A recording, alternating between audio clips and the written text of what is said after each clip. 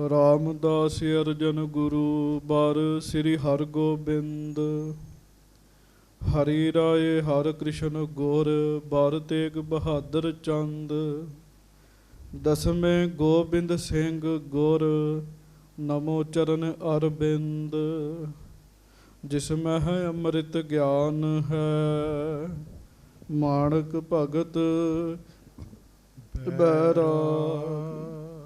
ਸ਼੍ਰੀ ਗੁਰੂ ਗ੍ਰੰਥ ਸਾਹਿਬ ਉਦਦ ਬੰਦੋਂ ਕਰ ਅਨੁਰਾਗ। ਏਕ ਓੰਕਾਰ ਸਤਿਗੁਰੂ ਤਿਹ ਪ੍ਰਸਾਦ ਸਚ ਹੋਇ। ਵਾਹਿਗੁਰੂ ਜੀ ਕੀ ਫਤਿਹ ਬਿਘਨ ਵਿਨਾਸ਼ਨ ਸੋਇ। ਏਕ ਓੰਕਾਰ ਸਤਿਗੁਰੂ ਤਿਹ ਪ੍ਰਸਾਦ ਸਚ ਹੋਇ। ਵਾਹਿਗੁਰੂ ਜੀ ਕੀ ਫਤਿਹ ਬਿਘਨ ਵਿਨਾਸ਼ਨ ਸੋਇ। ਸਤਨਾਮ ਸ੍ਰੀ ਵਾਹਿਗੁਰੂ ਸਾਹਿਬ ਜੀ। ਦੋਹਰਾ। ਕਿਤਕ ਕਹਿਤ ਹੈ ਗ੍ਰੰਥ ਕੋ ਜਿਲਤ ਬੰਧਾਵਨ ਕਾਜ। ਭੇਜਿਓ ਲਵਪੁਰ ਨਗਰ ਕੋ ਗੁਰੂ ਗਰੀਬ ਨਿਵਾਜ। ਕਿਤਕ ਕਹਿਤ ਹੈ ਗ੍ਰੰਥ ਕੋ ਜਿਲਤ ਬੰਧਾਵਨ ਕਾਜ।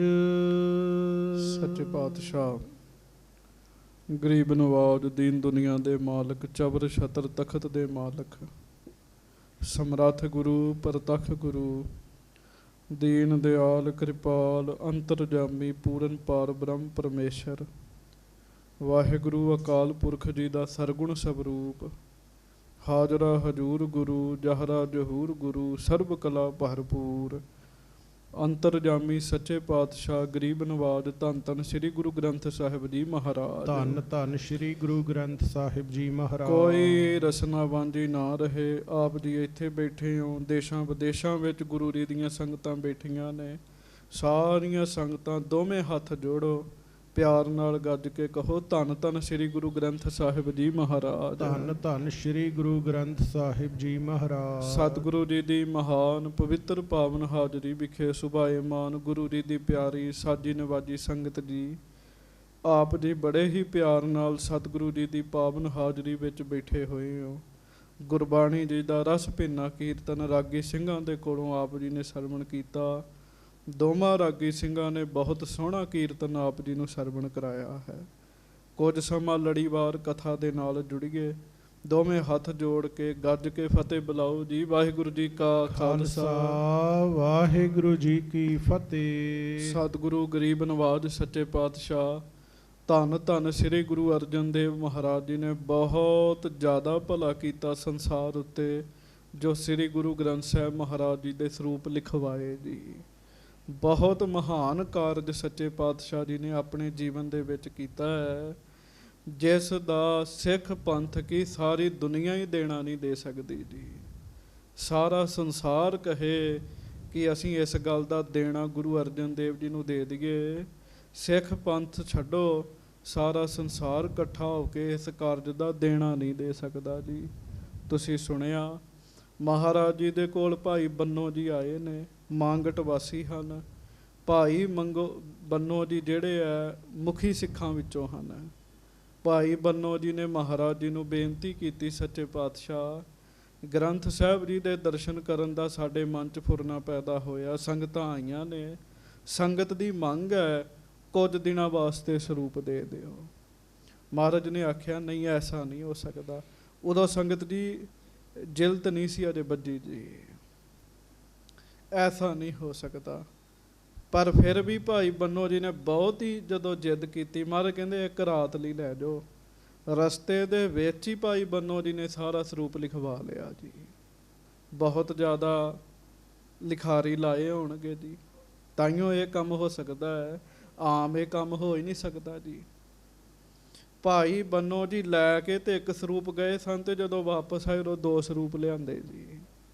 ਮਹਾਰਾਜ ਕਹਿਣ ਲੱਗੇ ਕਿ ਭਾਈ ਬੰਨੋ ਕਹਿੰਦੇ ਮਹਾਰਾਜ ਦੂਜਾ ਵੀ ਤਿਆਰ ਕਰਾ ਲਿਆ। ਮਹਾਰਾਜ ਇਹਦੇ ਵਿੱਚ ਕੁਝ ਵਾਧੂ ਬਾਣੀ ਲਿਖੀ ਹੈ। ਮਹਾਰਾਜ ਕਹਿੰਦੇ ਪ੍ਰਵਾਨ ਨਹੀਂ ਹੈਗੀ। ਕਹਿਣ ਲੱਗੇ ਇਹਦੇ ਵਿੱਚ ਨਾ ਕੋਈ ਬੰਦਾ ਆਪਣੇ ਵੱਲੋਂ ਵਾਧਾ ਹੀ ਕਰ ਸਕਦਾ ਤੇ ਨਾ ਘਾਟਾ ਕਰ ਸਕਦਾ। ਕਹਿਣ ਲੱਗੇ ਇਸ ਕਰਕੇ ਇਹ ਬੀੜ ਪ੍ਰਵਾਨ ਨਹੀਂ ਹੈਗੀ, ਬੀੜ ਉਹ ਹੀ ਹੈ ਜੋ ਅਸੀਂ ਤਿਆਰ ਕਰਾਈ ਹੈ। ਬੰਦਾ ਉਹਨਾਂ ਕੁ ਕੰਮ ਕਰੇ ਜਿੰਨੇ ਵਿੱਚ ਗੁਰੂ ਜੀ ਦੀ ਖੁਸ਼ੀ ਮਿਲਣੀ ਹੈ ਜੀ। ਹਾਂਜੀ, ਕਈ ਵਾਰੀ ਬੰਦਾ ਖੇਚਲ ਬਹੁਤ ਕਰਦਾ, ਪਰ ਕਰਦਾ ਮਨਮਤ ਹੈਗਾ ਜੀ, ਗੁਰੂ ਦੀ ਛੱਡੋ ਕਿਸੇ ਦੀ ਵੀ ਖੁਸ਼ੀ ਨਹੀਂ ਮਿਲਦੀ ਜੀ। ਖੇਚਲ ਬੰਦਾ ਕਰੇਗਾ, ਕਰਦਾ ਮਨਮਤ ਹੈ, ਕਿਸੇ ਦੀ ਖੁਸ਼ੀ ਵੀ ਨਹੀਂ ਮਿਲਦੀ ਜੀ। ਕਈ ਖੇਚਲ ਤੇ ਘੱਟ ਕਰਦੇ ਆ, ਪਰ ਕੰਮ ਗੁਰੂ ਦੀ ਮੱਤ ਵਾਲਾ ਕਰਦੇ, ਗੁਰੂ ਜੀ ਦੀ ਖੁਸ਼ੀ ਲੈਣ ਲਈ ਕਰਦੇ ਆ, ਉਹਨਾਂ ਨੂੰ ਖੁਸ਼ੀ ਮਿਲ ਵੀ ਜਾਂਦੀ ਹੈ ਜੀ। ਸੋ ਹੁਣ ਅੱਗੋਂ ਆਪਾਂ ਕਥਾ ਸਰਵਣ ਕਰਨੀ ਹੈ। ਅੱਜ ਦੀ ਕਥਾ ਵਿੱਚ ਬਹੁਤ ਕੀਮਤੀ ਬਚਨ ਆ ਰਹੇ ਆ। ਸੰਗਤ ਜੀ, ਇਹ ਜਿਹੜੇ ਬਚਨ ਨੇ ਇਹ ਰੋਜ਼ ਵੀ ਤੁਸੀਂ ਪ੍ਰੇਮ ਨਾਲ ਸੁਣ ਲਵੋ ਨਾ, ਇਹਨਾਂ ਬਚਨਾਂ ਨੂੰ ਸੁਣ ਕੇ ਸਾਡਾ ਭਲਾ ਹੀ ਹੋਏਗਾ ਜੀ। ਜੋ ਅੱਜ ਦੀ ਕਥਾ ਵਿੱਚ ਬਚਨ ਆ ਰਹੇ ਆ, ਸੋ ਹੁਣ ਆਪਾਂ ਨੇ ਸਰਵਣ ਕਰਨੇ ਆ। ਸਾਰੀ ਸੰਗਤ ਜੋੜੋ ਹੱਥ, ਪਿਆਰ ਨਾਲ ਕਹੋ ਧੰਨ ਧੰਨ ਸ੍ਰੀ ਗੁਰੂ ਅਰਜਨ ਦੇਵ ਸਾਹਿਬ ਜੀ ਮਹਾਰਾਜ। ਧੰਨ ਧੰਨ ਸ੍ਰੀ ਗੁਰੂ ਅਰਜਨ ਦੇਵ ਸਾਹਿਬ ਜੀ ਮਹਾਰਾਜ। ਧੰਨ ਧੰਨ ਸ੍ਰੀ ਗੁਰੂ ਅਰਜਨ ਦੇਵ ਸਾਹਿਬ ਜੀ ਮਹਾਰਾਜ। ਧੰਨ ਧੰਨ ਸ੍ਰੀ ਗੁਰੂ ਅਰਜਨ ਦੇਵ ਸਾਹਿਬ ਜੀ ਮਹਾਰਾਜ। ਸਭ ਸਿੱਖ ਸੰਗਤ ਗੱਜ ਕੇ ਆਖੋ ਜੀ, ਸਤਨਾਮ ਸ੍ਰੀ ਵਾਹਿਗੁਰੂ ਸਾਹਿਬ ਜੀ। ਸਤਨਾਮ ਸ੍ਰੀ ਵਾਹਿਗੁਰੂ ਸਾਹਿਬ ਜੀ। ਦੋਹਰਾ ਕਿਤਕ ਕਹਿਤ ਹੈ ਗ੍ਰੰਥ ਕੋ ਜਿਲਦ ਬੰਧਾਵਨ ਕਾਜ। ਭਾਈ ਸਾਹਿਬ ਭਾਈ ਸੰਤੋਖ ਸਿੰਘ ਜੀ ਹੋਰ ਵੀ ਬਚਨ ਦੱਸ ਰਹੇ ਹੈ। ਕਹਿੰਦੇ ਮੈਂ ਕੁਝ ਸਿੱਖਾਂ ਕੋਲੋਂ ਇਹ ਵੀ ਗੱਲ ਸੁਣੀ ਹੈ ਕਿ ਗੁਰੂ ਗ੍ਰੰਥ ਸਾਹਿਬ ਮਹਾਰਾਜ ਜੀ ਦੇ ਸਰੂਪ ਨੂੰ ਜਿਲਦ ਬਣਵਾਉਣ ਵਾਸਤੇ ਭੇਜਿਓ ਲਵਪੁਰ ਨਗਰ ਕੋ ਗੁਰੂ ਗਰੀਬ ਨਿਵਾਜ। ਮਹਾਰਾਜ ਨੇ ਸਾਰੇ ਪੱਤਰੇ ਜਿਹੜੇ ਆ ਇਹ ਲਾਹੌਰ ਭੇਜੇ ਸੀਗੇ ਜੀ। ਜਿਲਦ ਉੱਥੇ ਵੱਜਦੀ ਸੀਗੀ ਜੀ। ਹਾਂਜੀ, ਤਹ ਆਵਤ ਜਾਤੇ ਲਿਖਿਓ। ਉੱਥੇ ਆਉਂਦਿਆਂ ਜਾਂਦਿਆਂ ਰਸਤੇ ਦੇ ਵਿੱਚ ਹੀ ਹਾਂਜੀ ਬੰਨੋ ਗ੍ਰੰਥ ਦੁਤੀਏ। ਭਾਈ ਬੰਨੋ ਜੀ ਨੇ ਦੂਸਰਾ ਗ੍ਰੰਥ ਲਿਖ ਲਿਆ ਜੀ। ਤੁਸੀਂ ਕਹੋਗੇ ਬੜੀ ਵੱਡੀ ਗੱਲ ਨਹੀਂ ਹੈਗੀ ਜੀ। ਭਾਈ ਬੰਨੋ ਜੀ ਮੁਖੀ ਸਿੱਖ ਨੇ ਜੀ।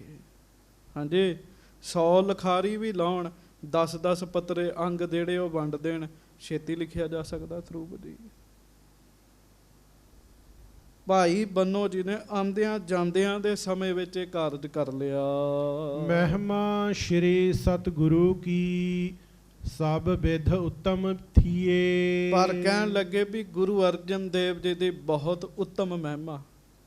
ਮਹਾਰਾਜ ਸੱਚੇ ਪਾਤਸ਼ਾਹ ਸਭ ਕੁਝ ਜਾਣਨਹਾਰ ਭਾਈ ਬੰਨੋ ਨੇ ਵੱਧ ਬਾਣੀ ਪਾਈ, ਮਹਾਰਾਜ ਨੇ ਪ੍ਰਵਾਨ ਨਹੀਂ ਕੀਤੀ ਜੀ। ਹਾਂਜੀ, ਸਵਈਆ ਸੰਮਤ 16 ਹੈ ਸੈ 160 ਹੈ। ਕਵੀ ਰਾਜ ਲਿਖਦੇ ਆ, ਕਹਿੰਦੇ ਆ ਸੰਮਤ 1661 1661। ਹਾਂਜੀ, ਭਾਦਵ ਕੀ ਸੁਧ ਏਕਮ ਜਾਨੋ। ਭਾਦੋਂ ਦਾ ਮਹੀਨਾ ਹੈ ਤੇ ਸੁਦੀ ਆਰੰਭ ਹੋਈ ਹੈ। ਸੁਦੀ ਦਾ ਵੀ ਪਹਿਲਾ ਹੀ ਦਿਨ ਹੈ ਜੀ। ਸੰਮਤ 1661, ਭਾਦੋਂ ਸੁਦੀ ਇੱਕ ਵਾਲਾ ਦਿਨ ਹੈ। ਗ੍ਰੰਥ ਸਮਾਪਤ ਸ਼੍ਰੀ ਗੁਰ ਕੀਨ। ਉਸ ਦਿਨ ਮਹਾਰਾਜ ਸੱਚੇ ਪਾਤਸ਼ਾਹ ਜੀ ਨੇ ਗ੍ਰੰਥ ਸਾਹਿਬ ਸੰਪੂਰਨ ਕੀਤੇ ਜੀ।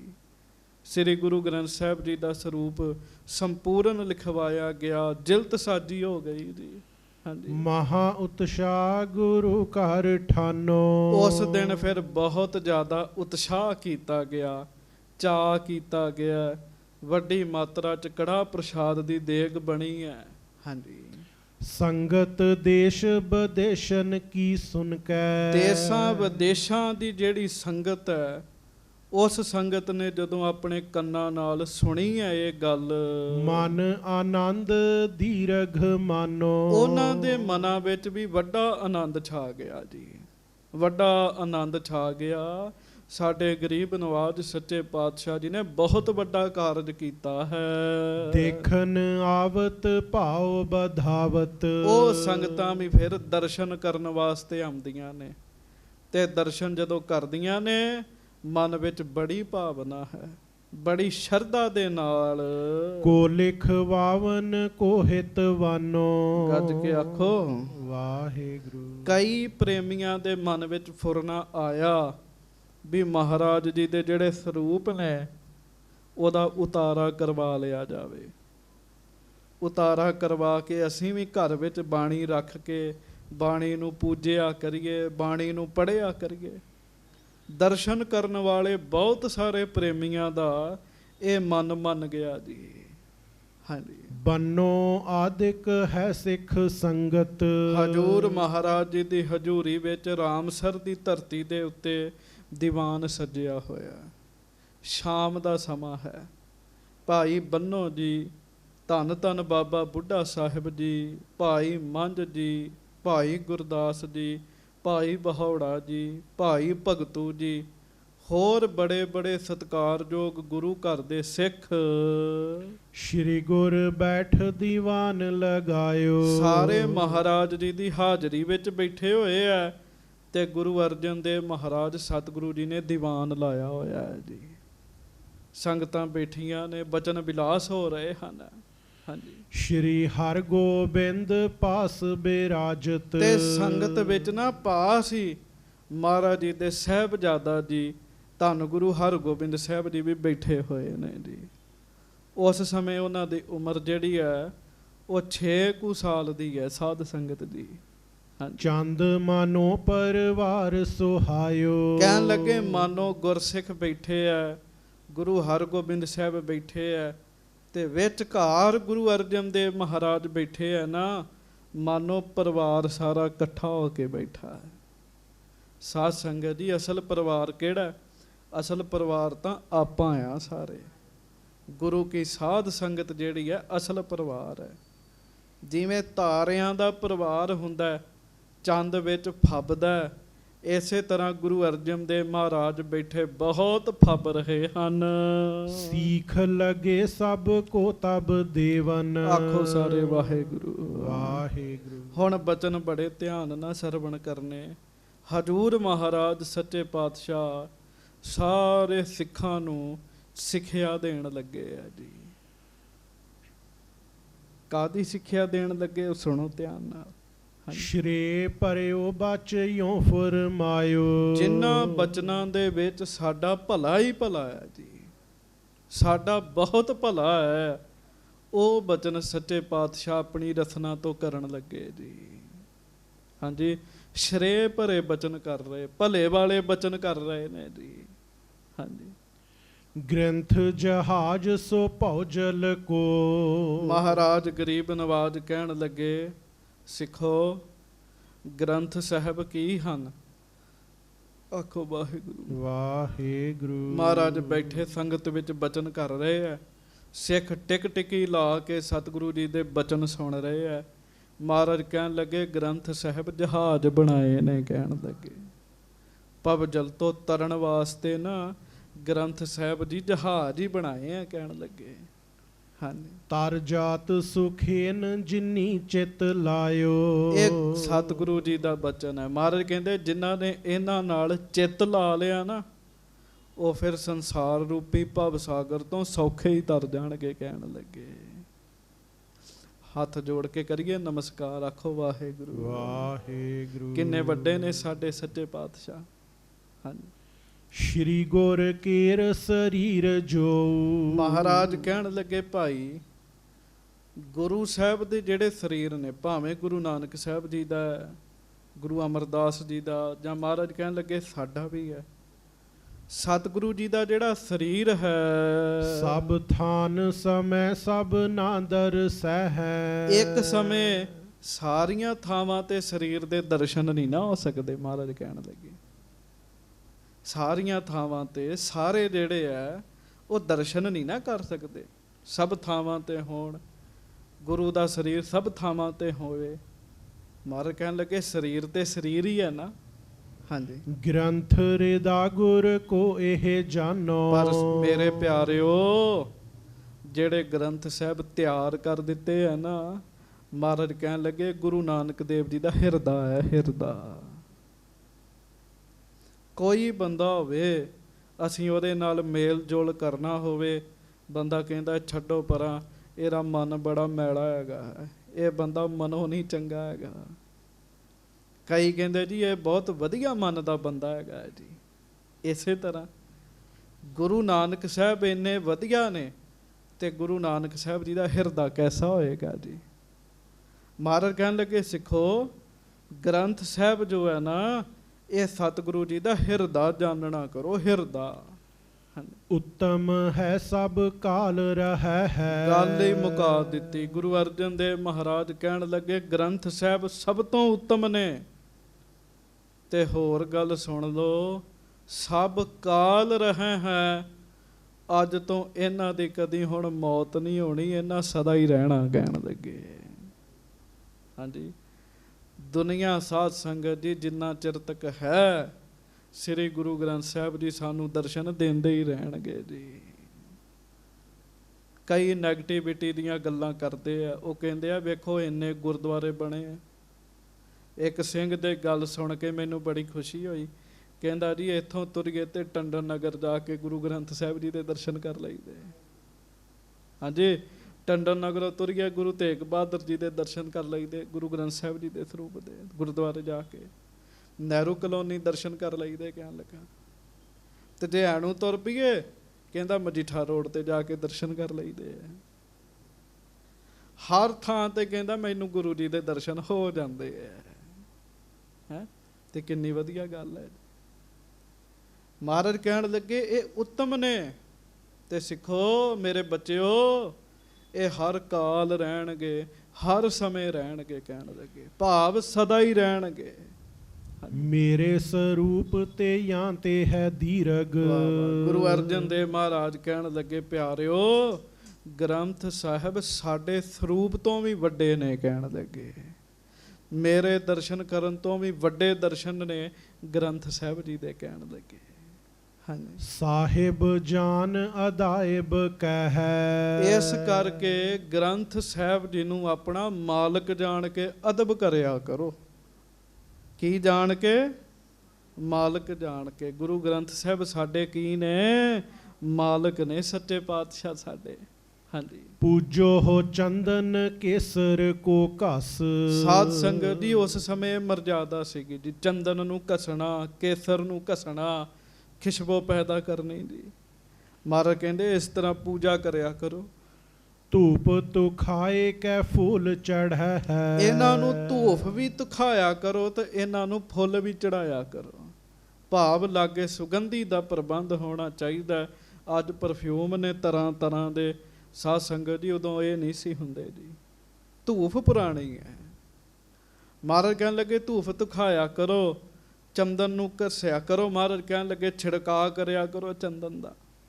ਹਾਂਜੀ, ਜੋ ਲਿਖ ਲੇਹ ਭਲੇ ਤਬ ਸੁਧ ਹੈ। ਹਜੂਰ ਮਹਾਰਾਜ ਕਹਿਣ ਲੱਗੇ ਫਿਰ ਜਿਹੜਾ ਵੀ ਸਿੱਖ ਆਉਣ ਵਾਲੇ ਸਮੇਂ ਦੇ ਵਿੱਚ ਗ੍ਰੰਥ ਸਾਹਿਬ ਜੀ ਨੂੰ ਆਪਣੇ ਹੱਥਾਂ ਨਾਲ ਲਿਖੇਗਾ, ਅੱਖਰ ਸੋ ਲੱਗ ਕੀ ਚੁੱਕ ਸਾਈ। ਇੱਕ ਇੱਕ ਅੱਖਰ ਦਾ ਧਿਆਨ ਰੱਖੇਗਾ, ਉਹਦਾ ਭਲਾ ਹੋਏਗਾ ਕਹਿਣ ਲੱਗੇ।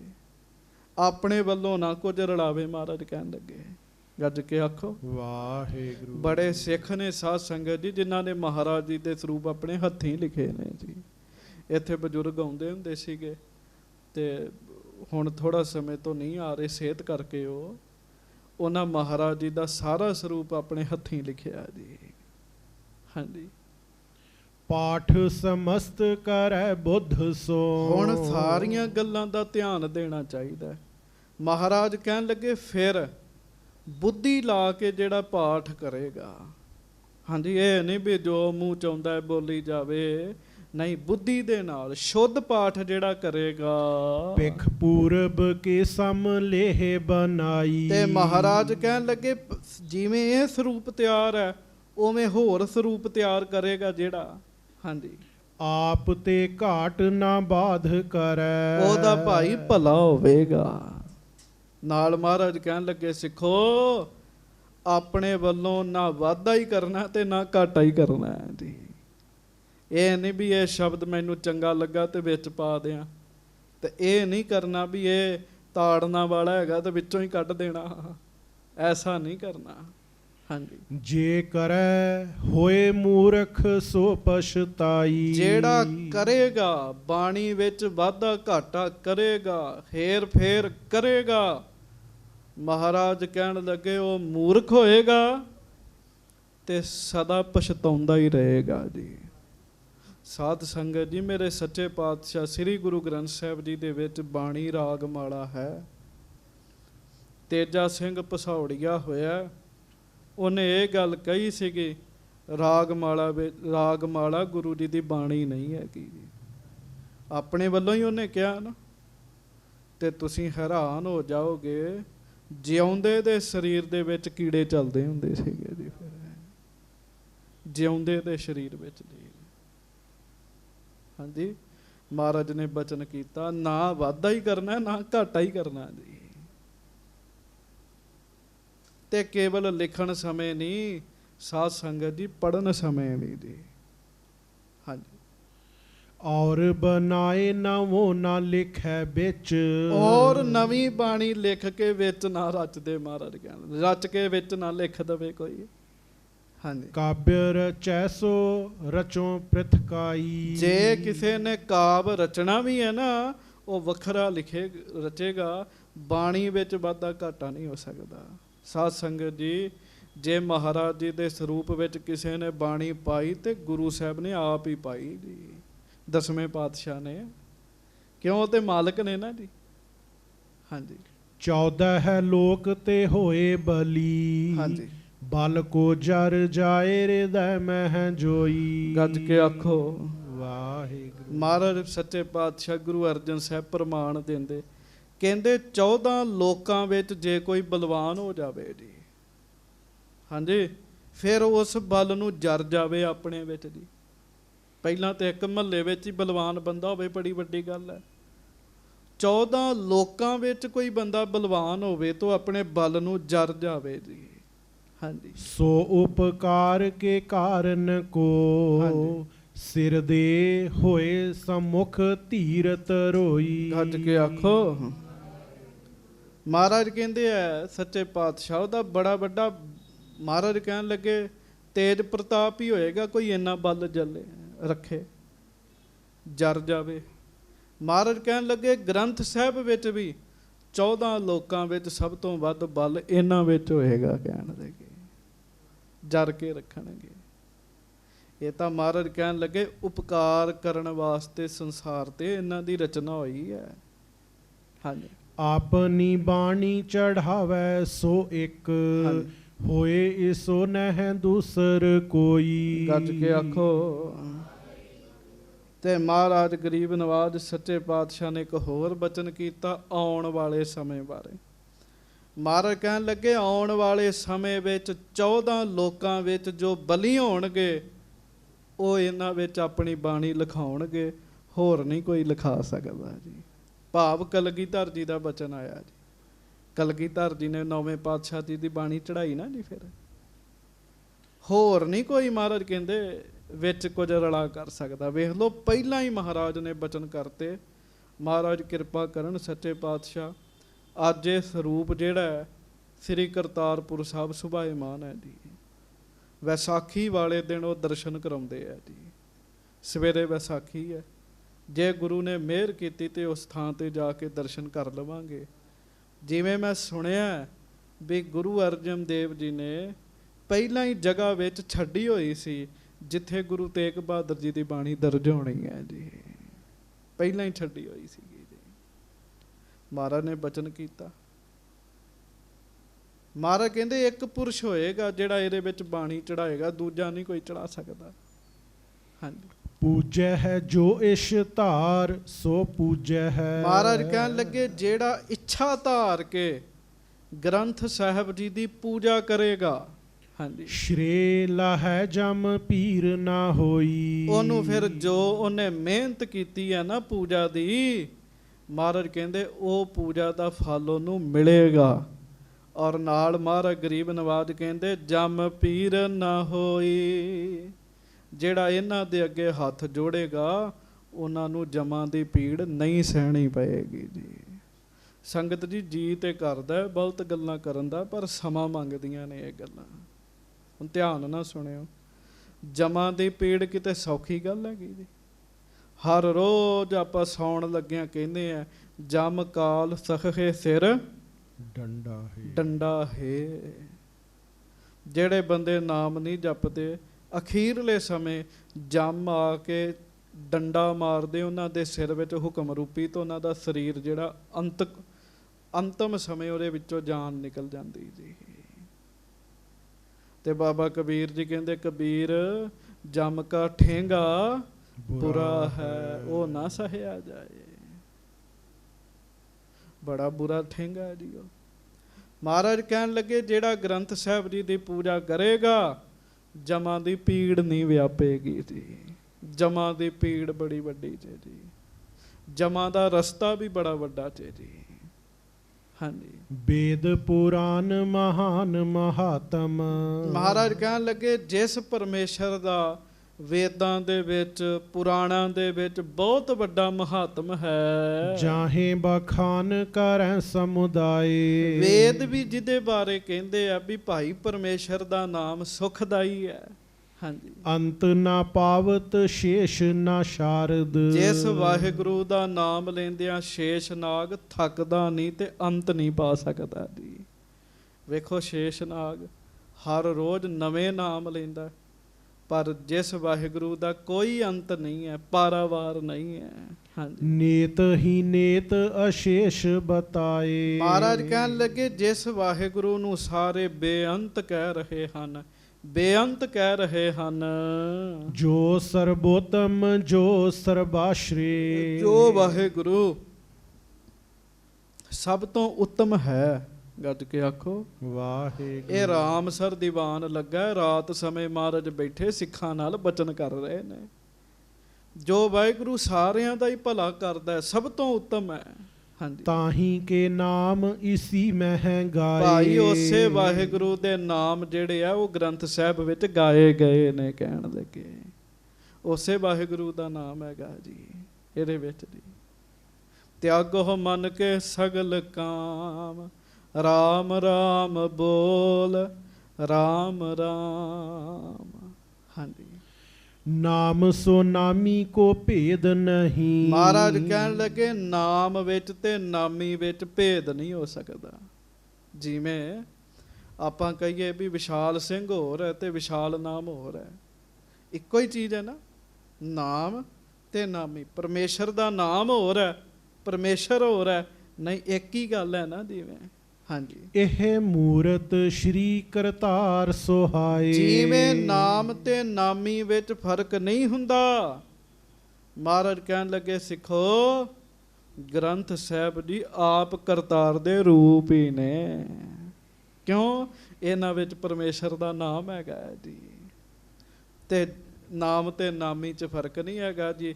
ਪਰਮੇਸ਼ਰ ਦਾ ਨਾਮ ਇਹਨਾਂ ਵਿੱਚ ਤੇ ਭਾਵ ਰੱਖਣਾ ਇਹ ਖੁਦ ਪਰਮੇਸ਼ਰ ਨੇ। ਹੱਥ ਜੋੜੋ, ਆਖੋ ਧੰਨ ਗੁਰੂ ਗ੍ਰੰਥ ਸਾਹਿਬ ਜੀ ਮਹਾਰਾਜ। ਧੰਨ ਸ਼੍ਰੀ ਗੁਰੂ ਗ੍ਰੰਥ ਸਾਹਿਬ ਜੀ ਮਹਾਰਾਜ।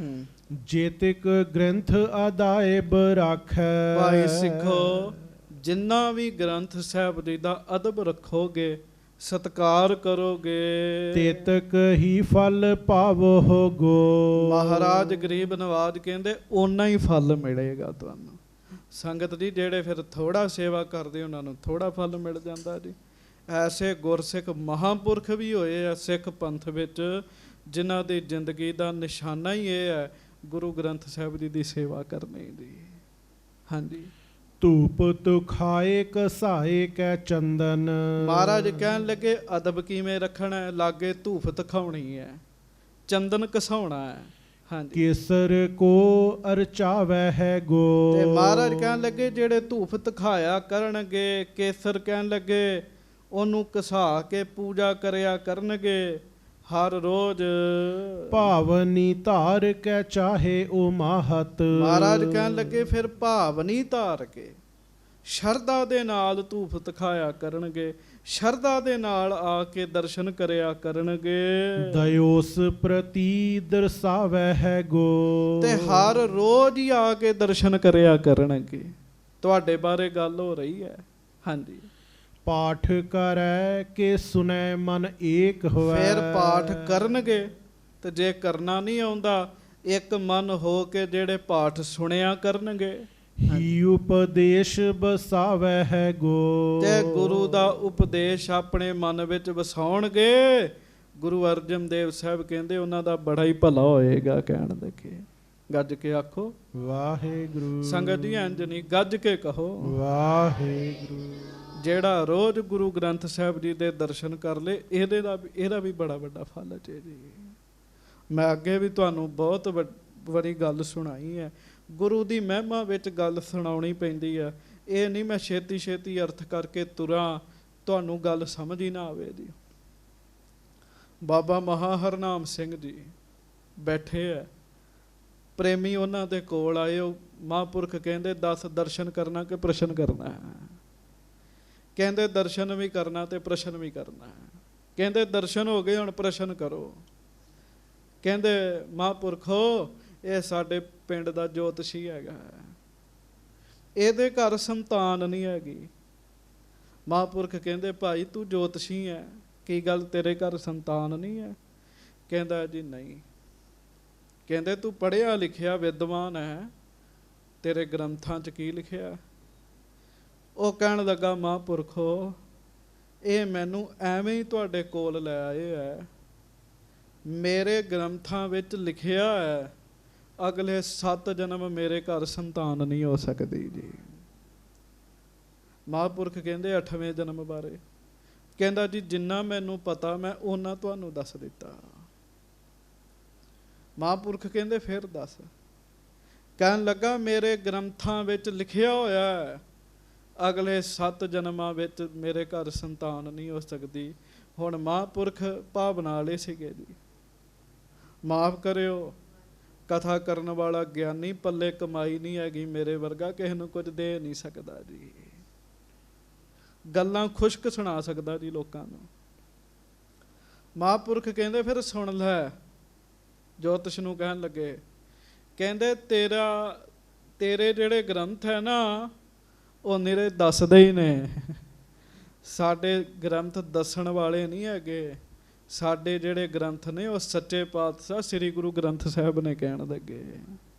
ਉਹ ਦੱਸ ਵੀ ਦਿੰਦੇ ਆ, ਤੇਰੇ ਤੇ ਦੱਸ ਹੀ ਸਕਦੇ ਆ, ਸਾਡੇ ਗੁਰੂ ਗ੍ਰੰਥ ਸਾਹਿਬ ਤੇ ਦੇ ਵੀ ਸਕਦੇ ਆ। ਕਹਿਣ ਲੱਗੇ 2 ਵਿਆਹ ਹੋਏ ਸੀ ਜੀ ਉਸ ਜੋਤਸ਼ੀ ਦੇ ਜੀ, ਦੋਵਾਂ ਤੋਂ ਸੰਤਾਨ ਨਹੀਂ ਸੀ ਹੈਗੀ ਜੀ। ਕਹਿਣ ਲੱਗੇ ਹੁਣ ਸੁਣ, ਤੂੰ ਕੁਝ ਨਹੀਂ ਕਰਨਾ, ਮਹਾਰਾਜ ਗੁਰੂ ਗ੍ਰੰਥ ਸਾਹਿਬ ਜੀ ਦੀ ਹਜ਼ੂਰੀ 'ਚ ਜਾਣਾ, ਆਸਾ ਪਾਸਾ ਨਹੀਂ ਵੇਖਣਾ। ਮਹਾਂਪੁਰਖਾਂ ਕਿਹਾ ਤੂੰ ਮਿੰਟ ਬਣਾ ਲਾ, ਨੇਮ ਬਣਾ ਲਾ 5 ਮਿੰਟ ਦਾ, ਨੇਮ ਬਣਾ ਲਾ 2 ਮਿੰਟ ਦਾ, ਨੇਮ ਬਣਾ ਲਾ 1 ਮਿੰਟ ਦਾ। ਆਸਾ ਪਾਸਾ ਕੁਝ ਨਹੀਂ ਵੇਖਣਾ, ਕੌਣ ਆਇਆ ਕੌਣ ਗਿਆ, ਆਸਾ ਪਾਸਾ ਨਹੀਂ ਵੇਖਣਾ।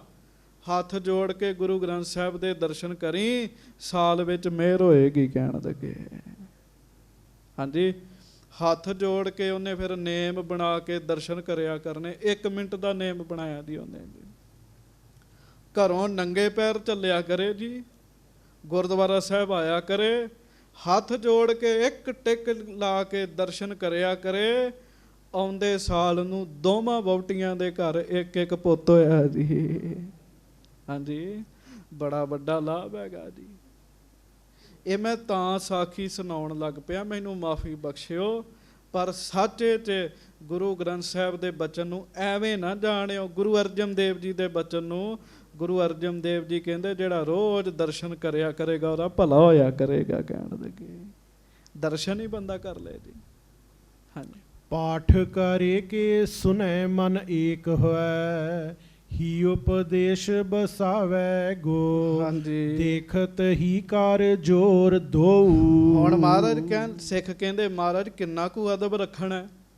ਗੁਰੂ ਅਰਜਨ ਦੇਵ ਸਿੱਖਾਂ ਨੂੰ ਕਹਿੰਦੇ ਸਿੱਖੋ, ਗ੍ਰੰਥ ਸਾਹਿਬ ਜੀ ਦੇ ਦਰਸ਼ਨ ਕਰਦੇ ਆ ਸਾਰ ਜਿੱਥੇ ਵੇਖਦੇ ਉੱਥੇ ਹੱਥ ਜੋੜ ਲਿਆ ਕਰੋ। ਕਹਿਣ ਲੱਗੇ ਆਪਾਂ ਵੀ ਜੋੜ ਗਏ, ਸਾਰੇ ਹੱਥ ਜੋੜ ਗਏ ਮਹਾਰਾਜ ਵੱਲ ਵੇਖ ਕੇ। ਤੇ ਅਗਲੀ ਗੱਲ ਵੀ ਸੁਣੋ।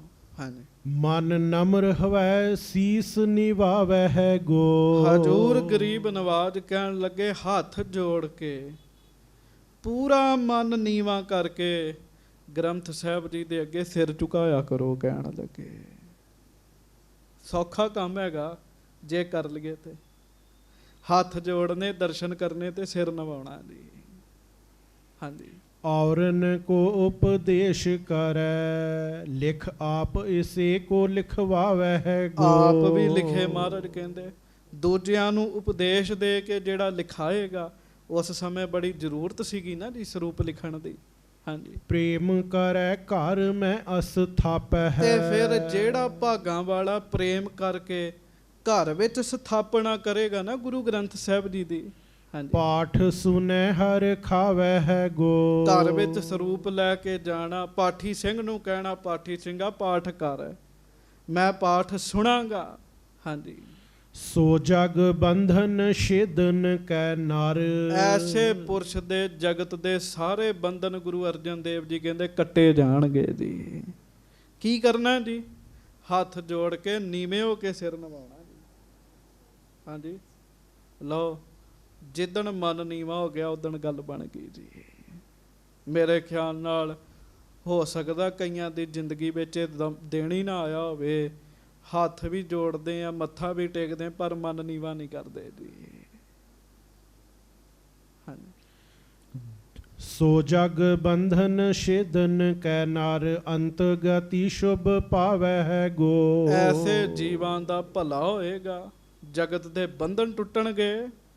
ਮਹਾਰਾਜ ਕਹਿੰਦੇ ਅੰਤਮ ਸਮੇਂ ਸ਼ੁਭ ਗਤੀ ਨੂੰ ਪ੍ਰਾਪਤ ਹੋਣਗੇ, ਜਮਾਂ ਦੇ ਰਾਹ ਨਹੀਂ ਉਹ ਪੈਣਗੇ। ਚੇਤਾ ਰੱਖਿਓ, ਗੁਰੂ ਦੀ ਸਿੱਖਿਆ ਜਿਹੜੇ ਮੰਨਦੇ ਆ ਨਾ, ਉਹ ਬੰਦੇ ਜਮਾਂ ਦੇ ਰਸਤੇ ਤੇ ਨਹੀਂ ਜਾਂਦੇ ਜੀ। ਉਂਝ ਹਰ ਇੱਕ ਨੂੰ ਜਮਾਂ ਦੇ ਰਸਤੇ ਤੇ ਤੁਰਨਾ ਪੈਂਦਾ ਜੀ। ਮਹਾਰਾਜ ਬਾਣੀ ਚ ਕਹਿੰਦੇ ਮੰਨੈ ਜਮ ਕੈ ਸਾਥ ਨਾ ਜਾਏ। ਹਾਂਜੀ। ਕਾਰਜ ਹੋਏ ਸੰਪੂਰਨ ਬਾਂਛਤ। ਮਨ ਵਿੱਚ ਇੱਛਾ ਰੱਖੇ ਕਿ ਮੇਰਾ ਆਹ ਕੰਮ ਪੂਰਾ ਹੋ ਜਾਵੇ। ਪਾਠ ਕਰੈ ਕੇ ਕਰਵਾਵੈ ਹੈ ਗੋ। ਇੱਛਾ ਰੱਖ ਕੇ ਪਾਠ ਕਰੇ, ਤੇ ਜੇ ਨਹੀਂ ਕਰ ਸਕਦਾ ਪਾਠੀ ਸਿੰਘ ਕੋਲੋਂ ਕਰਵਾ ਲਵੇ। ਹਾਂਜੀ। ਭੋਗ ਪਰੇ ਕਰਵਾਏ ਤੇ ਹਾਵਲ। ਜਦੋਂ ਪਾਠ ਦਾ ਭੋਗ ਪਵੇ ਉਦੋਂ ਕੜਾਹ ਪ੍ਰਸ਼ਾਦ ਦੀ ਦੇਗ ਕਰੇ। ਆਪ ਖਰੋ ਹੋਏ ਜਾਵੈ ਹੈ ਗੋ। ਤੇ ਹੱਥ ਜੋੜ ਕੇ ਖਲੋ ਕੇ ਅਰਦਾਸ ਕਰਨ ਲਈ ਮਹਾਰਾਜ ਕਹਿੰਦੇ ਖੜਾ ਹੋ ਜਾਵੇ। ਹਾਂਜੀ। ਹਾਥ ਕੋ ਜੋਰ ਕਰੈ ਅਰਦਾਸ। ਫਿਰ ਹੱਥ ਜੋੜ ਕੇ ਅਰਦਾਸ ਕਰੇ ਇਹਨਾਂ ਦੇ ਅੱਗੇ। ਮਨੋਰਥ ਕੋ ਮਨ ਲਿਆਵੈ ਹੈ ਗੋ। ਸਾਰਾ ਪਾਠ ਕਰਕੇ ਦੇਗ ਬਣਾ ਕੇ ਜੋ ਮੰਗਣਾ ਹੈ ਨਾ, ਉਹ ਮਨ ਵਿੱਚ ਮਨੋਰਥ ਲੈ ਆਵੇ, ਮੰਗ ਲੈ ਆਵੇ। ਹਾਂਜੀ। ਕਿਉ ਨਾ ਕਹੋ ਤੇ ਪੂਰਨ ਹਵੈ ਚਿਤ। ਮਹਾਰਾਜ ਕਹਿਣ ਲੱਗੇ ਭਾਈ ਉਹਦੀ ਮੰਗ ਕਿਉਂ ਨਹੀਂ ਪੂਰੀ ਹੋਏਗੀ? ਕਹਿਣ ਲੱਗੇ ਹਾਂਜੀ। ਚਾਹਤ ਸੋ ਨਰ ਪਾਵੈ ਹੈ ਚਿਤ ਗੋ। ਚਾਹਤ ਸੋ ਨਰ ਪਾਵੈ ਹੈ ਗੋ। ਐਸਾ ਬੰਦਾ ਜੋ ਮਨ ਵਿੱਚ ਸੋਚੇਗਾ ਉਹਨੂੰ ਮਿਲੇਗਾ, ਪਰ ਉਹਦੇ ਲਈ ਪਹਿਲਾਂ ਪਾਠ ਕਰੇ ਜਾਂ ਸਾਰੀ ਬਾਣੀ ਦਾ ਪਾਠ ਸੁਣੇ ਜੀ। ਗੱਜ ਕੇ ਆਖੋ ਵਾਹਿਗੁਰੂ। ਇੱਕ ਇੱਕ ਪੰਕਤੀ ਜਿਹੜੀ ਉਹ ਕਮਾਲ ਦੀ ਹੈ ਜੀ। ਇੱਕ ਇੱਕ ਪੰਕਤੀ 'ਚ ਬਲ ਹੈ, ਇੱਕ ਇੱਕ ਪੰਕਤੀ 'ਚ ਤਾਕਤ ਹੈਗੀ ਹੈ, ਜੇ ਸਾਨੂੰ ਸਮਝ ਆ ਜਾਏ ਜੀ।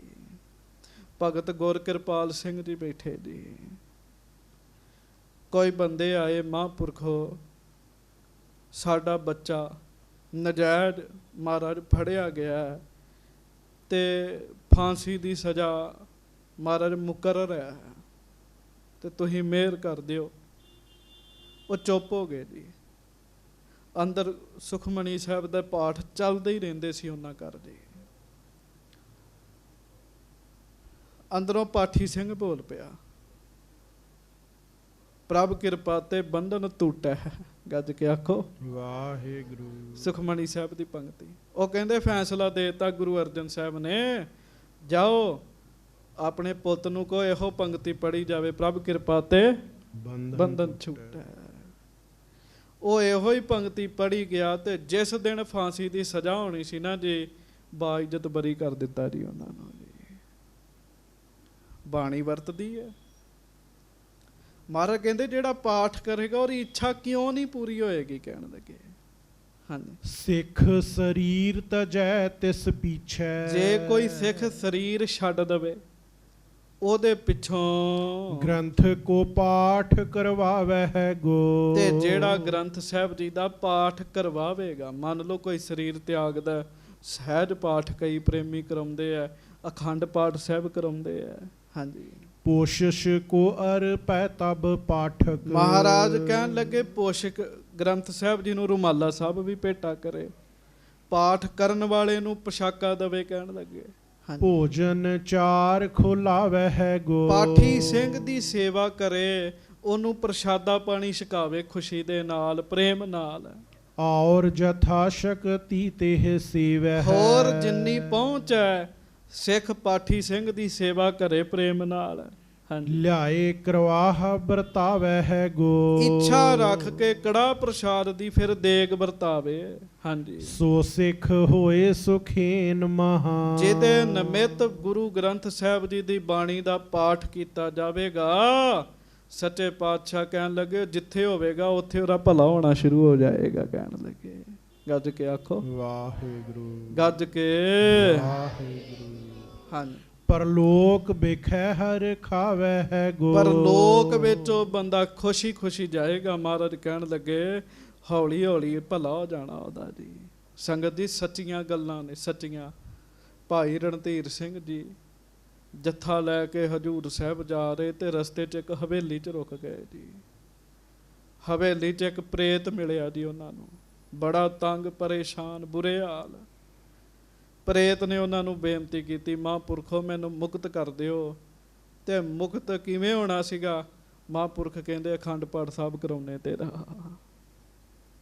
ਅਖੰਡ ਪਾਠ ਸਾਹਿਬ ਕਰਵਾਇਆ, 2 ਅਖੰਡ ਪਾਠ ਸਾਹਿਬ ਕਰਵਾਏ, ਉਹਨੂੰ ਮੁਕਤੀ ਮਿਲੀ ਜੀ। ਫਿਰ ਬਹੁਤ ਲੋਕ ਜਿਨ੍ਹਾਂ ਦੇ ਅਖੰਡ ਪਾਠ ਨਹੀਂ ਹੁੰਦੇ ਵਿਚਾਰੇ ਐਵੇਂ ਹੀ ਤੁਰੇ ਫਿਰਦੇ ਜੀ ਦੁਨੀਆ ਤੇ ਜੀ, ਮਰਨ ਤੋਂ ਬਾਅਦ ਵੀ ਜੀ। ਮਹਾਰਾਜ ਕਹਿੰਦੇ ਬੜਾ ਭਲਾ ਹੋਏਗਾ ਉਹਨਾਂ ਦਾ ਜਿਨ੍ਹਾਂ ਦੇ ਨਿਮਿਤ ਅਖੰਡ ਪਾਠ ਹੋਵੇਗਾ, ਸਹਿਜ ਪਾਠ ਹੋਏਗਾ, ਭਾਵ ਸਮੁੱਚੀ ਬਾਣੀ ਦਾ ਪਾਠ ਹੋਏਗਾ।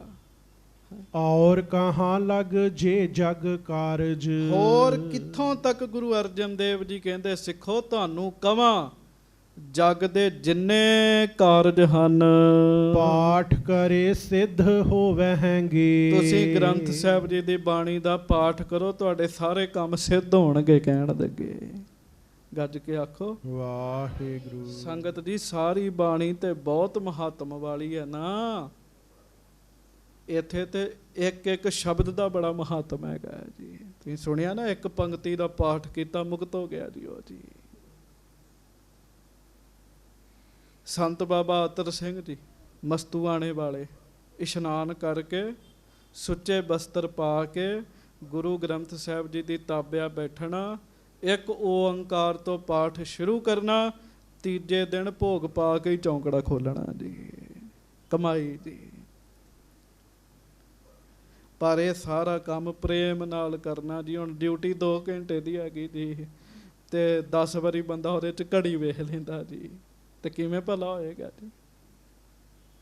2 ਘੰਟੇ ਦੀ ਡਿਊਟੀ ਹੈ, 10 ਵਾਰ ਘੜੀ ਵੇਖੀ ਦੀ, ਵਿੱਚ ਘੜੀ ਦਾ ਹੀ ਪਾਠ ਹੋਇਆ, ਫਿਰ ਬਾਣੀ ਦਾ ਪਾਠ ਤੇ ਨਾ ਹੋਇਆ ਜੀ। ਮਹਾਰਾਜ ਕਹਿੰਦੇ ਕਾਰਜ ਕਿਉਂ ਨਹੀਂ ਪੂਰੇ ਹੋਣਗੇ ਤੁਹਾਡੇ?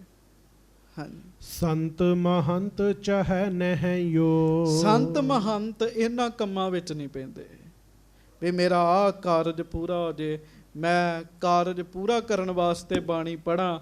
ਸੰਤ ਮਹੰਤ ਮਹਾਰਾਜ ਕਹਿੰਦੇ ਇਸ ਕੰਮਾਂ 'ਚ ਨਹੀਂ ਪੈਂਦੇ। ਹਾਂਜੀ। ਪਠ ਪ੍ਰੇਮ ਕਰੇ ਪ੍ਰਭ ਜੋ ਵਹਿੰਗੇ। ਮਹਾਰਾਜ ਕਹਿੰਦੇ ਫਿਰ ਇਹ ਗੱਲਾਂ ਛੱਡ ਕੇ ਜਿਹੜੇ ਵੈਸੇ ਪ੍ਰੇਮ ਨਾਲ ਫਿਰ ਪੜ੍ਹਨਗੇ ਨਾ, ਮਹਾਰਾਜ ਕਹਿੰਦੇ ਸਿੱਖੋ ਉਹਨਾਂ ਨੂੰ ਵਾਹਿਗੁਰੂ ਦੇ ਪ੍ਰਤੱਖ ਦਰਸ਼ਨ ਹੋਣਗੇ। ਕਹਿਣ ਲੱਗੇ ਜਿਹੜੇ ਪਾਠ ਕਰਨਗੇ ਪ੍ਰੇਮ ਨਾਲ। ਜਦੋਂ ਆਪਾਂ ਭੋਗ ਪਾਇਆ ਸੀ ਤੇ ਆਏ ਸੀ ਨਾ ਮਾਤਾ ਜੀ, ਇੱਕ ਚੌਂਕੜੇ 'ਚ ਪਾਠ ਕਰਨ ਵਾਲੇ ਗੁਰੂ ਗ੍ਰੰਥ ਸਾਹਿਬ ਜੀ ਦੇ ਜੀ, ਕਿੰਨੀ ਕਮਾਈ, ਕਿੰਨੀ ਬੰਦਗੀ ਜੀ। ਹਾਂਜੀ। ਦਿਓਸ ਨਿਸਾ ਸਿਮਰੈ ਸਤਨਾਮ। ਦਿਨ ਰਾਤ ਜਿਹੜਾ ਸਤਨਾਮ ਵਾਹਿਗੁਰੂ ਦਾ ਸਿਮਰਨ ਕਰੇ ਕੇ ਗ੍ਰੰਥ ਪਠੈ ਅਗ ਖੋਵਹਿੰਗੇ। ਤੇ ਨਾਲ ਗੁਰੂ ਗ੍ਰੰਥ ਸਾਹਿਬ ਜੀ ਦੀ ਬਾਣੀ ਦਾ ਪਾਠ ਕਰੇ, ਸਾਰੇ ਪਾਪ ਮੁੱਕਣਗੇ ਉਹਦੇ ਕਹਿਣ ਲੱਗੇ। ਗੱਜ ਕੇ ਆਖੋ ਵਾਹਿਗੁਰੂ। ਗੱਜ ਕੇ ਵਾਹਿਗੁਰੂ। ਸੰਗਤ ਜੀ ਪਾਪ ਮੁੱਕਦੇ, ਆਪਾਂ ਇੰਜ ਦਰਸ਼ਨ ਕਰਨੇ ਨਾ ਮਹਾਰਾਜ ਦੇ, ਪਾਪ ਮੁੱਕਦੇ ਆ ਜੀ। ਕਈ ਕਹਿੰਦੇ ਆ ਲਓ ਇੰਜ ਤੇ ਦਰਸ਼ਨ ਹੀ ਨਹੀਂ ਹੈਗੇ ਜੀ, ਬਾਣੀ ਪੜ੍ਹਨੀ ਦਰਸ਼ਨ ਹੈਗੇ ਆ। ਨਹੀਂ ਸੰਗਤ ਜੀ, ਜਿਹੜਾ ਅਨਪੜ੍ਹ ਹੈਗਾ, ਜਿਹਨੂੰ ਬਾਣੀ ਪੜ੍ਹਨੀ ਨਹੀਂ ਆਉਂਦੀ, ਉਹਨੇ ਤੇ ਵਿਚਾਰੇ ਨੇ ਫਿਰ ਕਦੀ ਦਰਸ਼ਨ ਹੀ ਨਾ ਕੀਤੇ ਹੋਏ ਜੀ। ਇੰਜ ਵੀ ਜਿਹੜਾ ਦਰਸ਼ਨ ਕਰ ਲੇਗਾ ਉਹਦਾ ਭਲਾ ਹੋਏਗਾ ਜੀ। ਹਾਂਜੀ, ਮਹਾਰਾਜ ਕਹਿਣ ਲੱਗੇ ਗ੍ਰੰਥ ਸਾਹਿਬ ਜੀ ਦਾ ਪਾਠ ਕੀਤਿਆਂ ਸਾਰੇ ਪਾਪ ਮੁੱਕਦੇ ਆ, ਸਭ ਪਾਪ ਮੁੱਕ ਜਾਂਦੇ ਆ। ਹਾਂਜੀ, ਅੰਤ ਸਮੇਂ ਜਮ ਕੋ ਨਾ ਪਿਖੈ। ਅੰਤਮ ਸਮੇਂ ਫਿਰ ਪਾਠ ਕਰਨ ਵਾਲੇ ਸਿੱਖਾਂ ਨੂੰ ਜਮਾਂ ਨੂੰ ਵੇਖਣਾ ਹੀ ਨਹੀਂ ਪੈਂਦਾ ਜੀ। ਗੱਜ ਕੇ ਆਖੋ ਵਾਹਿਗੁਰੂ। ਹਾਂਜੀ, ਮਿਲ ਆਏ ਹਮੈ ਸੋ ਅਲੋਵਹਿੰਗੇ। ਜਿਹੜੇ ਪਾਠ ਰੋਜ਼ ਕਰਨਗੇ ਨਾ, ਸੱਚੇ ਪਾਤਸ਼ਾਹ ਕਹਿੰਦੇ ਉਹ ਸਾਨੂੰ ਹੀ ਆ ਕੇ ਮਿਲਣਗੇ, ਮਰਨ ਤੋਂ ਬਾਅਦ ਸਾਡੀ ਪੁਰੀ ਵਿੱਚ ਆਉਣਗੇ, ਕਹਿਣ ਲੱਗੇ ਸੱਚਖੰਡ ਵਿੱਚ ਆਉਣਗੇ। ਕਈ ਜਮਾਂ ਦਾ ਜ਼ਿਕਰ ਕਰਦੇ ਆ ਹੋਰ ਹੀ ਤਰੀਕੇ ਨਾਲ, ਲਓ ਜੀ ਇਹ ਤੇ ਹੁੰਦੇ ਨਹੀਂ ਹੈ। ਸਾਧ ਸੰਗਤ ਬਾਣੀ ਵਿੱਚ ਸਭ ਕੁਝ ਲਿਖਿਆ ਜੀ। ਜਮਾਂ ਦੇ ਰਾਹ ਨਹੀਂ ਜਾਣਾ ਪਏਗਾ ਜਿਹੜਾ ਬਾਣੀ ਪੜ੍ਹੇਗਾ। ਜਮ ਦਾ ਰਸਤਾ ਕਿਹੋ ਜਿਹਾ, ਜਮਾਂ ਦਾ ਰਾਹ ਕਿਹੋ ਜਿਹਾ, ਇਹਨੂੰ ਧਿਆਨ ਨਾਲ ਸੁਣਿਓ। ਸਭ ਤੋਂ ਪਹਿਲਾਂ ਜਮਾਂ ਦੇ ਰਾਹ ਤੇ ਜਦੋਂ ਬੰਦਾ ਜਾਂਦਾ ਹੈ, ਐਸਾ ਸਫ਼ਰ ਆਉਂਦਾ ਜਿਹਦੇ ਕੋ ਮੁੱਕਦੇ ਹੀ ਨਹੀਂ, ਮੁੱਕਦੇ ਹੀ ਨਹੀਂ, ਮੁੱਕਦੇ ਹੀ ਨਹੀਂ। ਤੇ ਨੰਗੇ ਪੈਰ ਤੁਰਨਾ ਪੈਂਦਾ ਜੀਵ ਨੂੰ। ਪਹਿਲਾ ਇਹ ਹੈ ਸਫ਼ਰ, 5 ਚੀਜ਼ਾਂ ਹੁੰਦੀਆਂ ਨੇ। ਦੂਜਾ, ਇੱਕ ਜਗ੍ਹਾ ਫਿਰ ਵਿੱਚ ਜੇ ਐਸੀ ਆ ਜਾਂਦੀ ਹੈ ਜਿੱਥੇ ਹਨੇਰਾ ਹੀ ਹਨੇਰਾ ਹੁੰਦਾ ਹੈ, ਇੰਨਾ ਜ਼ਿਆਦਾ ਘੁੱਪ ਹਨੇਰਾ ਹੁੰਦਾ ਹੈ, ਬੰਦੇ ਨੂੰ ਆਪਣਾ ਹੱਥ ਨਹੀਂ ਨਜ਼ਰ ਆਉਂਦਾ ਜੀ। ਫਿਰ ਇੱਕ ਜਗ੍ਹਾ ਹਨੇਰੇ ਤੋਂ ਬਾਅਦ ਐਸੀ ਆ ਜਾਂਦੀ, ਕਈ ਕੋ ਇਹੋ ਰਾਤ ਤੁਰਨਾ ਪੈਂਦਾ ਇਕੱਲੇ ਨੂੰ ਜੀ। ਫਿਰ ਇੱਕ ਜਗ੍ਹਾ ਐਸੀ ਆ ਜਾਂਦੀ ਹੈ ਜਿੱਥੇ ਧੁੱਪ ਵੀ ਪੂਰੀ ਹੁੰਦੀ ਹੈ, ਗਰਮੀ ਵੀ ਪੂਰੀ ਪੈ ਰਹੀ ਹੁੰਦੀ ਹੈ, ਤੇ ਪਿਆਸ ਵੀ ਪੂਰੀ ਲੱਗੀ ਹੁੰਦੀ ਹੈ ਜੀ। ਇੱਕ ਜਗ੍ਹਾ ਐਸੀ ਆ ਜਾਂਦੀ ਜਮਾਂ ਦੇ ਰਾਹ ਤੇ ਜਿੱਥੇ ਭੁੱਖ ਪੂਰੀ ਲੱਗਦੀ ਹੈ ਤੇ ਖਾਣ ਨੂੰ ਕੁਝ ਨਹੀਂ ਹੁੰਦਾ ਜੀ। ਗੱਜ ਕੇ ਆਖੋ ਵਾਹਿਗੁਰੂ। ਰੱਬ ਦਾ ਕੋਈ ਨਾਮ ਜਪਣ ਵਾਲਾ ਜੇ ਕੋਈ ਜਾਵੇ, ਉਹਦੇ ਬਾਰੇ ਕੀ ਹੁੰਦਾ ਮਹਾਰਾਜ ਨੇ ਲਿਖਿਆ ਜੀ। ਜਿਹ ਮਾਰਗ ਕੇ ਗਨੇ ਜਾਹੇ ਨਾ ਕੋਸਾ, ਜਮਾਂ ਦਾ ਰਾਹ ਜੀ। ਹਰ ਕਾ ਨਾਮ ਉਹਾਂ ਸੰਗ ਤੋਸਾ, ਤੋਸਾ। ਜਿਹ ਪੈਂਡਾ ਮਹਾ ਅੰਧ ਗੁਬਾਰਾ, ਹਰ ਕਾ ਨਾਮ ਸੰਗ ਉਜਿਆਰਾ। ਜਿੱਥੇ ਹਨੇਰਾ ਹੀ ਹਨੇਰਾ ਹੋਣਾ ਹੈ, ਆਮ ਬੰਦੇ ਨੂੰ ਉਸ ਹਨੇਰੇ ਚੋਂ ਲੰਘਣਾ ਪੈਂਦਾ ਹੈ। ਜੇ ਕਿਤੇ ਕੋਈ ਨਾਮ ਜਪਣ ਵਾਲਾ ਹੋਵੇ, ਉਹ ਜਦੋਂ ਲੰਘਦਾ ਉੱਥੇ ਚਾਨਣ ਹੋਈ ਜਾਂਦਾ ਜੀ ਅੱਗੇ ਅੱਗੇ। ਮਹਾਰਾਜ ਕਹਿੰਦੇ ਜਿਹ ਪਿੰਡ ਮਹਾ ਤਪਤ, ਮਹਾਰਾਜ ਕਹਿੰਦੇ ਜਿੱਥੇ ਤਪਤ ਹੈਗੀ ਹੈ, ਤਪਤ ਬਹੁ ਘਾਮ, ਗਰਮੀ ਹੈਗੀ ਹੈ, ਤੈ ਹਰ ਕੇ ਨਾਮ ਕੀ ਤੁਮ ਉਪਰ ਸ਼ਾਮ। ਰੱਬ ਦਾ ਪਿਆਰੇ ਨੂੰ ਉਹ ਧੁੱਪ ਨਹੀਂ ਲੱਗਦੀ ਜੀ, ਉਹ ਤੁਰਿਆ ਜਾਂਦਾ ਉੱਤੇ ਛਾਂ ਹੁੰਦੀ ਜਾਂਦੀ ਹੈ ਜੀ। ਇੱਕ ਹੋਰ ਉਸ ਰਾਹ ਦਾ ਦੱਸਿਆ ਵੀ ਜਹਾਂ ਪੰਥ ਤੇਰਾ ਕੌਣ ਨਾ ਸਿੰਘਾਂ ਨੂੰ, ਹਰ ਕਾ ਨਾਮ ਤਹਿ ਨਾਲ ਪਛਾਨੂ। ਜਹਾਂ ਤ੍ਰਿਖਾ ਮਨ ਤੁਝ ਆ ਕਰਖੈ, ਬੜੀ ਪਿਆਸ ਲੱਗਣੀ ਹੈ ਤੈਨੂੰ, ਕੋਈ ਪਾਣੀ ਪੀਣ ਨਹੀਂ ਦਿੰਦਾ। ਜਿਹਨੇ ਨਾਮ ਜਪਿਆ ਹੋਏਗਾ, ਰੱਬ ਉਸ ਰਸਤੇ ਤੇ ਵੀ ਮੀਂਹ ਪਾ ਦਿੰਦਾ ਜੀ ਬੰਦੇ ਵਾਸਤੇ ਜੀ। ਤਹਿ ਜਹਾਂ ਤ੍ਰਿਖਾ ਮਨ ਤੁਝ ਆ ਕਰਖੈ, ਤਹਿ ਨਾਨਕ ਹਰ ਹਰ ਅੰਮ੍ਰਿਤ ਬਰਖੈ। ਮੀਂਹ ਪੈ ਜਾਂਦਾ ਜੀ ਜਮਾਂ ਦਾ ਰਾਹ। ਪਰ ਅੱਗੋਂ ਹੁਣ ਸੁਣਿਓ, ਬਾਣੀ 'ਚ ਇਹ ਵੀ ਲਿਖਿਆ ਫਿਰ ਜਿਹੜਾ ਓਤ-ਪੋਤ ਹੋ ਜਾਂਦਾ ਹੈ ਨਾ, ਜਿਹੜਾ ਬਹੁਤ ਹੀ ਪਾਠ ਕਰਦਾ, ਬਹੁਤ ਭਜਨ ਕਰਦਾ, ਉਹਨੂੰ ਫਿਰ ਜਮਾਂ ਦਾ ਰਾਹ ਵੇਖਣਾ ਹੀ ਨਹੀਂ ਪੈਂਦਾ ਜੀ। ਉਹ ਜਮਾਂ ਦੇ ਰਾਹ ਜਾਂਦਾ ਹੀ ਨਹੀਂ, ਉਹਨੂੰ ਬਿਬਾਨ ਆਉਂਦਾ, ਬਿਬਾਨ 'ਚ ਬਹਿ ਕੇ ਉਹ ਸੱਚਖੰਡ ਨੂੰ ਜਾਂਦਾ ਹੈ। ਇੱਥੇ ਜੋ ਗੁਰੂ ਅਰਜਨ ਦੇਵ ਮਹਾਰਾਜ ਗੁਰੂ ਗ੍ਰੰਥ ਸਾਹਿਬ ਜੀ ਦੇ ਪਾਠ ਕਰਨ ਵਾਲਿਆ ਜੀਵ ਦਾ ਮਹਾਤਮ ਦੱਸਦੇ ਆ, ਉਹ ਸੁਣਿਓ ਧਿਆਨ ਨਾਲ। ਹਾਂਜੀ।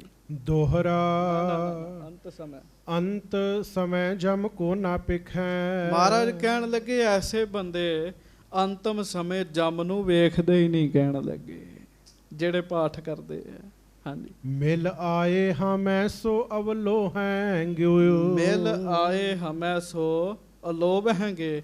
ਮਹਾਰਾਜ ਕਹਿੰਦੇ ਉਹ ਫਿਰ ਸਿੱਧਾ ਸਾਨੂੰ ਮਿਲਦੇ ਆ ਤੇ ਸਾਡੇ ਹੀ ਦਰਸ਼ਨ ਕਰਦੇ ਆ ਜੀ। ਜਿਹ ਪਿੰਡ ਲੂਟੀ ਪਨਿਹਾਰੀ, ਸੋ ਮਾਰਗ ਸੰਤਨ ਦੂਰਾਰੀ। ਜਿਸ ਰਸਤੇ ਤੇ ਤੁਰਦਿਆਂ, ਜਮਾਂ ਦੇ ਰਾਹ ਤੇ ਤੁਰਦਿਆਂ ਸਾਰੀ ਦੁਨੀਆ ਲੁੱਟੀ ਜਾਂਦੀ ਹੈ, ਉਹ ਰਾਹ ਰੱਬ ਦੇ ਸੰਤਾਂ ਤੋਂ ਬਹੁਤ ਦੂਰ ਹੈਗਾ ਜੀ। ਰੱਬ ਦੇ ਸੰਤ ਉਸ ਰਸਤੇ ਨਹੀਂ ਤੁਰਦੇ ਜੀ। ਗੱਜ ਕੇ ਆਖੋ ਵਾਹਿਗੁਰੂ। ਇੱਥੋਂ ਤੱਕ ਮਹਾਰਾਜ ਕਹਿੰਦੇ ਚਿੱਤਰ ਗੁਪਤ ਸਭ ਦਾ ਲੇਖਾ ਲਿਖਦੇ ਆ, ਰੱਬ ਦੇ ਭਗਤਾਂ ਨੂੰ ਉਹ ਵੇਖ ਹੀ ਨਹੀਂ ਸਕਦੇ ਜੀ। ਭਗਤ ਜਿਨ੍ਹਾਂ ਕੋ ਦ੍ਰਿਸ਼ਟ ਨਾ ਭਿਖੈ। ਸੋ ਕਿੰਨਾ ਵੱਡਾ ਮਹਾਤਮ ਹੈ ਗੁਰੂ ਗ੍ਰੰਥ ਸਾਹਿਬ ਜੀ ਦੇ ਦਰਸ਼ਨਾਂ ਦਾ, ਗੁਰੂ ਗ੍ਰੰਥ ਸਾਹਿਬ ਜੀ ਦੀ ਬਾਣੀ ਪੜ੍ਹਨ ਦਾ ਜੀ। ਮਹਾਰਾਜ ਕਿਰਪਾ ਕਰਨ, ਇਹ ਮਹਾ ਮਹਾਤਮ ਸਾਨੂੰ ਵੀ ਬਖਸ਼ਿਸ਼ ਕਰਨ, ਹੋਈਆਂ ਭੁੱਲਾਂ ਚੁੱਕਾਂ ਦੀ ਖਿਮਾ ਬਖਸ਼ਿਸ਼ ਕਰਨੀ। ਪਿਆਰ ਨਾਲ ਗੱਜ ਕੇ ਸਾਰੇ ਆਖੋ ਜੀ ਵਾਹਿਗੁਰੂ ਜੀ ਕਾ ਖਾਲਸਾ, ਵਾਹਿਗੁਰੂ ਜੀ ਕੀ ਫਤਿਹ।